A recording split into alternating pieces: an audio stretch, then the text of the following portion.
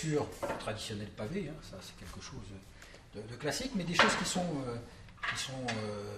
plus petites mais tout aussi dangereuses parce que vous les voyez moins venir, puis vous pouvez les envoyer plus loin parce que c'est moins lourd, des disques en ferraille, des boulons, choses que vous pouvez jeter à la main ou que vous pouvez envoyer avec des frondes, avec des lance-pierres. Donc ce sont des projectiles de toutes sortes, évidemment, qui sont envoyés en direction des fonctionnaires de police, dans le but manifeste de les blesser.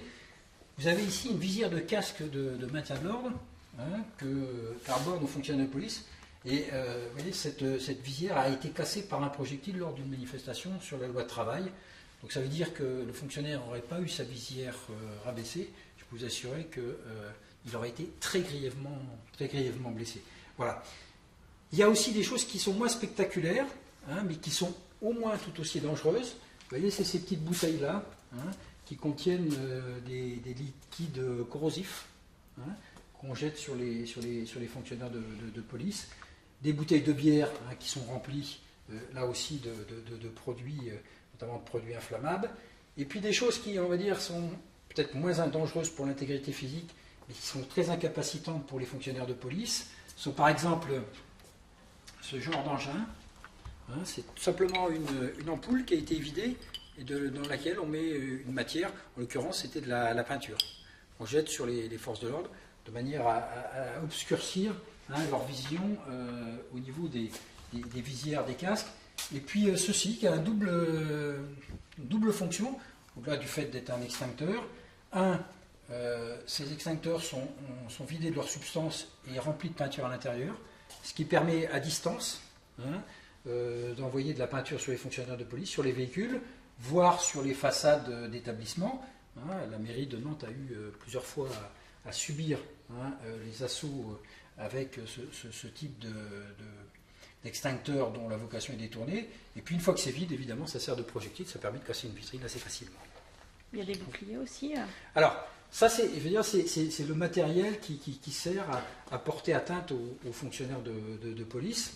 Après, il y a l'équipement du manifestant. Donc, on a vous voyez, quelques casques de chantier ici. Donc, les plus aguerris, les plus violents sont équipés de casques. Ils portent des lunettes de protection, des lunettes de plongée, des lunettes de piscine.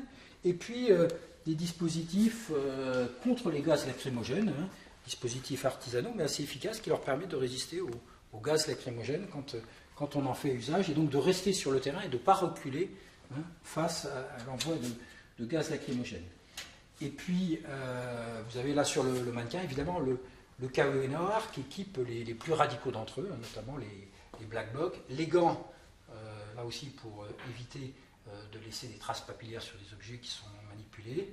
Et puis, comme matériel, au-delà de ce que j'ai montré contre les fonctionnaires de police, la possibilité de commettre des prédations sur les vitrines de magasins, de banques, sur les DAB, sur le mobilier urbain, donc avec évidemment ce genre d'engin, ces marteaux incendie qui sont dérobés dans les immeubles, dans les transports en commun, qui permettent très facilement de casser des vitres, ou des matériaux qui sont retrouvés sur place, qui ne sont pas forcément amenés, comme ces plots d'interdiction de stationnement qui sont dévissés, et qui, là aussi, peuvent être projetés sur les fonctionnaires ou sur des vitrines de bâtiments.